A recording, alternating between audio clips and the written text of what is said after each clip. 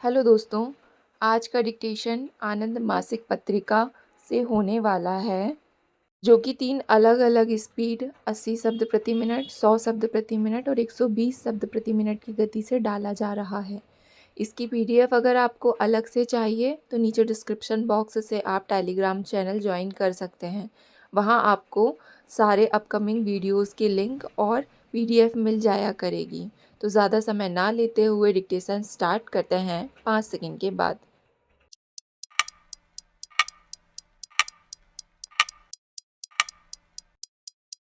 Start. महोदय, मैं समझता हूँ कि मुंबई के बारे में जो वास्तव में हमारी प्रमुख कठिनाई है, उनके बारे में महाराष्ट्र वासियों और मुंबई के दूसरे लोगों द्वारा कई दलीलें दी गई हैं। महाराष्ट्र वासियों की दलीलों में काफ़ी ज़ोर है, मुझे इसके बारे में कोई शक नहीं है। दुर्भाग्य से मुझे दूसरों की दलीलों में भी ज़ोर अनुभव होता है। माननीय सदस्यों को ज्ञात है कि काफ़ी विचार विमर्श के बाद कांग्रेस कार्य समिति ने 3 राज्यों का सुझाव दिया था, लेकिन मेरी अपनी राय है कि राज्य पुनर्गठन आयोग द्वारा की गई सिफारिश इन परिस्थितियों में सबसे अच्छी थी। मैं इसे स्वीकार करने के लिए दूसरों को मजबूर नहीं करना चाहता। महाराष्ट्र वासियों, गुजरातियों और दूसरे लोगों को वहाँ रहना है, इसलिए उन पर अपनी राय थोपने वाला मैं कौन होता हूँ, विशेषकर महाराष्ट्र वासियों पर, जिन्होंने भारत के इतिहास में महत्वपूर्ण भूमिका निभाई है और जिन्हें भविष्य में भी भूमिका निभानी है। पंजाब के मामले पर विचार कीजिए। लोग एक भाषी और द्विभाषी राज्यों की बात करते हैं। मैं किसी भाषा को जो महत्व देता हूँ उस पर पहले ही बल दे चुका हूँ और पंजाब के संबंध में मैं पंजाबी भाषा को जो महत्व देता हूँ उस पर बल देना चाहता हूँ। मैं इसे महत्व देता हूँ क्योंकि इस बात के अलावा कि बहुत से या सारे सिख इसे चाहते हैं, मैं यह नहीं समझ पाता कि हिंदी भाषी लोगों को क्यों आपत्ति होनी चाहिए। हमारी विचारधारा सबको समा लेने वाली होनी चाहिए। इसके अतिरिक्त किसी भाषा के छोटे मोटे नियम किसी वर्ग में एक खास संस्कृति की वृद्धि को दर्शाते हैं। पंजाब के लोकगीत पंजाबी संस्कृति का अत्यधिक महत्वपूर्ण अंग हैं।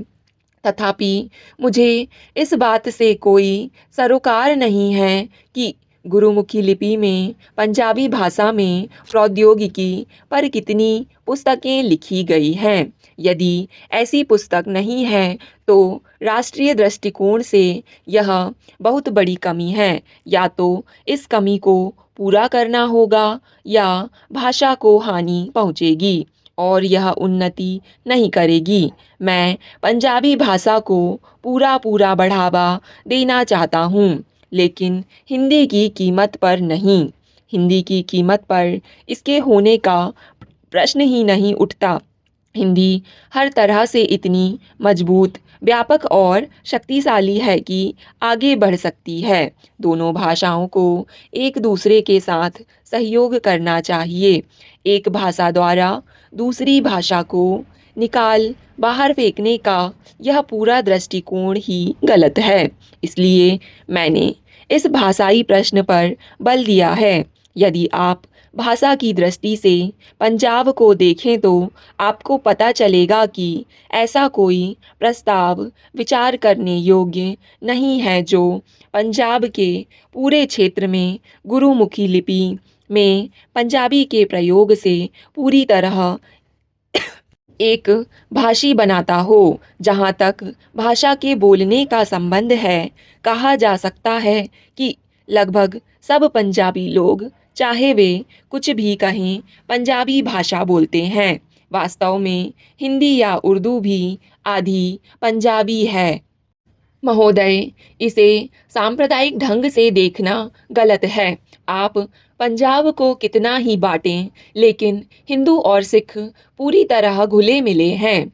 आप एक को 45% और दूसरे को 55% या एक को 30% और दूसरे को 70% आदि बना सकते हैं। लेकिन आप इस मूल्य तथ्य को नहीं बदल सकते कि हर गांव में दोनों आपस में पूरी तरह घुले मिले हैं।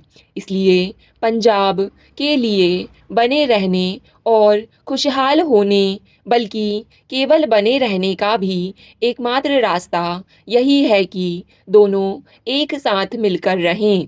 इसके अलावा और कोई रास्ता नहीं है। पंजाबी लोग बेशक बहुत गुणवान हैं, लेकिन उनके महान गुणों में प्यार से एक साथ रहने का गुण प्रमुख नहीं है। शायद इसका कारण उनकी अत्यधिक सक्रियता हो। वे बहुत सक्रिय लोग हैं। आज भी आम आदमी की दृष्टि में पंजाब सब राज्यों में शायद बहुत ज़्यादा खुशहाल है। भाखड़ा नांगल और अन्य योजनाओं के कारण उनका भविष्य बहुत उज्जवल है।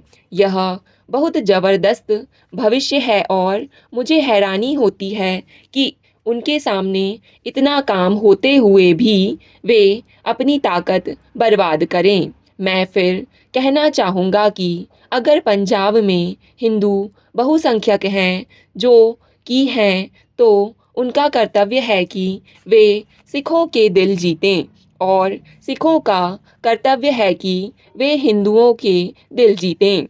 मैं कहना चाहूँगा कि एक दूसरे का विरोध करना, अड़ंगा मारने की कोशिश करना और एक दूसरे को कमज़ोर करना समझदारी की राजनीति नहीं है। यह तो नासमझी है और हमें भारत में इससे बाहर निकलना है। अपनी बात समाप्त करने से पहले मैं दो एक बातें और कहना चाहूँगा। हमें इन सब मामलों पर अपने आर्थिक विकास और दूसरी पंचवर्षीय योजना आदि की दृष्टि से विचार करना होगा। दूसरी पंचवर्षीय योजना तैयार करते समय लगभग प्रत्येक जिले के विकास का प्रयत्न किया गया है, ताकि यदि कोई जिला दूसरे क्षेत्र में चला जाए तो उसके विकास पर अधिक प्रभाव नहीं पड़ेगा। लेकिन यदि कोई पूरा राज्य ही अपने स्थान से हटा दिया जाए तो उसे फिर से स्थापित करने में अगले 2-3 वर्ष में हमारी सारी शक्ति और साधन चुक जाएंगे और हम पंचवर्षीय योजना की ओर ध्यान नहीं दे पाएंगे। मैंने जितना अधिक इसके बारे में सोचा है, उतना ही मैं उस चीज़ की ओर आकर्षित हुआ हूँ जिसे पहले अस्वीकृत दिया करता था और जो मेरे विचार से अब बिल्कुल व्यावहारिक नहीं है। यह चीज़ है भाषा का ध्यान किए बिना भारत का 4-5 या 6 मुख्य वर्गों में विभाजन। लेकिन मैं हमेशा उन क्षेत्रों की सीमाओं को महत्व देते हुए कहता हूँ कि मैं यह कार्रवाई किसी भाषा को दबाने के लिए नहीं, बल्कि उसे बढ़ावा देने के लिए चाहता हूँ। मुझे डर है कि यह कुछ कठिन है। हम दूसरी दिशा में काफ़ी आगे तक बढ़ चुके हैं, लेकिन मैं सदन के विचारार्थ उसका एक अपेक्षाकृत कमज़ोर रूप रखना चाहता हूँ। स्टॉप। डिक्टेशन पसंद आए तो वीडियो को लाइक तथा चैनल को सब्सक्राइब ज़रूर करें। धन्यवाद।